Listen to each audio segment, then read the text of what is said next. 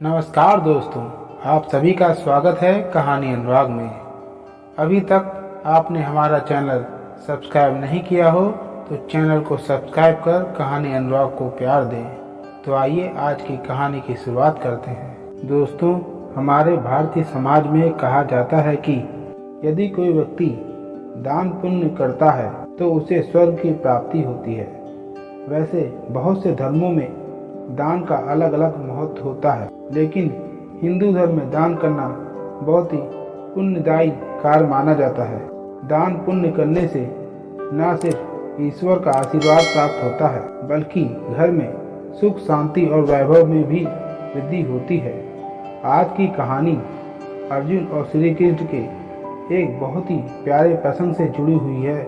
इस प्रसंग में श्री कृष्ण ने अर्जुन को बताया कि आखिर कर्ण को क्यों दानवीर कर्ण कहा जाता है और तुम्हारे इतना दान करने के बाद भी तुम दानवीर कर्ण की बराबरी नहीं कर सकते। इस कहानी में आपको ये भी पता चलेगा कि आखिर दान क्या होता है और कौन सा दान व्यर्थ है और दान कितने प्रकार का होता है। एक बार की बात है जब अर्जुन और श्री कृष्ण किसी गांव से होकर गुजर रहे थे। दोनों लोग आपस में बातचीत कर रहे थे। बातों ही बातों में श्री कृष्ण कर्ण की प्रशंसा करने लगे। श्री कृष्ण की बात सुनकर अर्जुन को जलन होने लगी। अर्जुन श्री कृष्ण से कहते हैं, हे पार्थ, मैं आपका इतना बड़ा भक्त हूँ और इतना दान करता रहता हूँ, फिर भी आप कर्ण को सबसे बड़ा दानी मानते हैं। श्री कृष्ण अर्जुन की बात सुनकर मंद मंद मुस्कुराने लगे।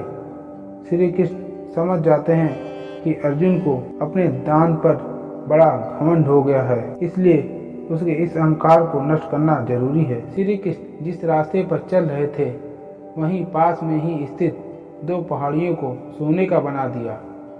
श्री कृष्ण ने अर्जुन को बुलाया और कहा, हे अर्जुन, अब ये तुम्हारी जिम्मेदारी है कि इन दोनों सोने की पहाड़ियों को तुम गांव वालों में बांट दो, लेकिन याद रहे इनमें से कुछ भी नहीं बचना चाहिए।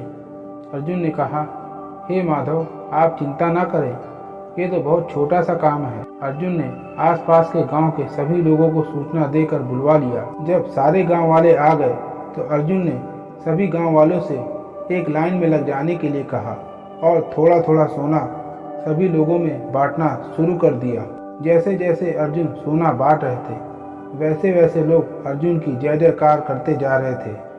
अर्जुन इस जय जयकार से फूले नहीं समा रहे थे। वाह, और जोश से सोना बांटने लगे।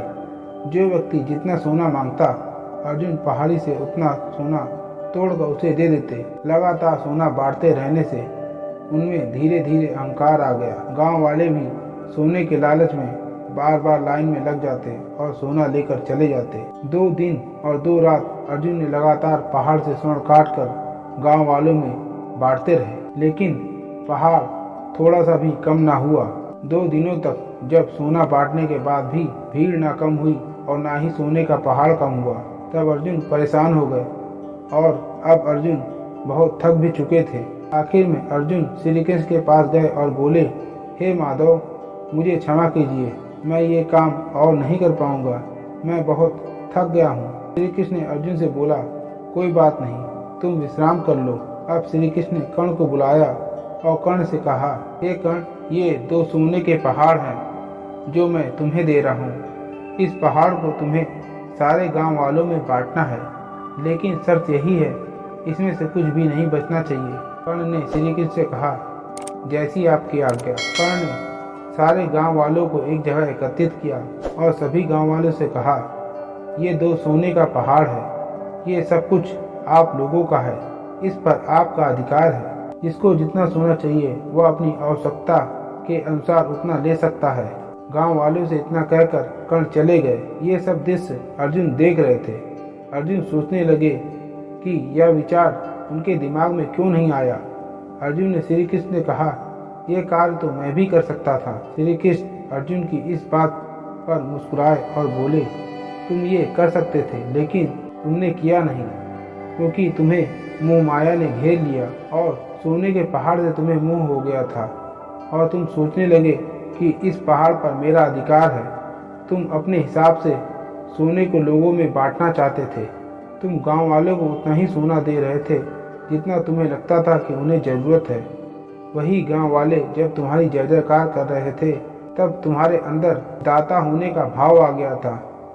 तुम स्वयं को महान समझने लगे, जबकि कर्ण ने ऐसा कुछ नहीं किया। कर्ण ने चुपचाप सोने के पहाड़ को गांव वालों को दे दिया और चले गए। कर्ण नहीं चाहते थे कि कोई उनकी जय जयकार करे। कर्ण ये बात अच्छे से जानते थे कि पहाड़ पर उनका कोई अधिकार नहीं है, बस वह एक माध्यम है जो ईश्वर द्वारा प्रदान की गई वस्तु को लोगों तक पहुंचा रहे हैं। इस तरह श्री कृष्ण ने अर्जुन का अहंकार नष्ट कर दिया। आइए इसी कहानी के साथ यह भी जान लेते हैं कि दान क्या होता है और दान कितने प्रकार का होता है। दान क्या है? दान का शाब्दिक अर्थ है देने की क्रिया।